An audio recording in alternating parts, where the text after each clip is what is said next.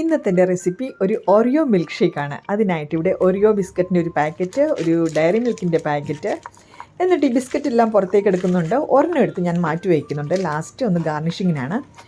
ഈ ബിസ്ക്കറ്റ് ഞാൻ എന്തിനാണ് ഇങ്ങനെയൊക്കെ മുറിച്ച് പീസാക്കിയേക്കുന്നതെന്നുള്ളത് എനിക്ക് അറിഞ്ഞുകൂടാ. ഏതായാലും നമുക്കിത് മിക്സിയുടെ ജാറിലേക്ക് ഇട്ട് കൊടുക്കാം.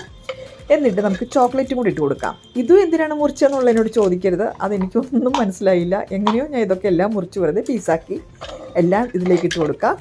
എന്നിട്ട് ഒരു ഗ്ലാസ് പാല്, കുറച്ച് ഐസ് ക്യൂബ്സ്, ആവശ്യത്തിന് പഞ്ചസാര. ഞാനിവിടെ ഒരു 3 ടേബിൾ സ്പൂൺ പഞ്ചസാര, ഒരു വനില ഐസ്ക്രീമിൻ്റെ സ്കൂപ്പും കൂടി ഇട്ട് കൊടുത്തിട്ട് നന്നായിട്ടൊന്ന് അടിച്ചെടുത്ത് കഴിഞ്ഞാൽ നമ്മുടെ ഓറിയോ മിൽക്ക് ഷേക്ക് റെഡി ആയിട്ടുണ്ട്.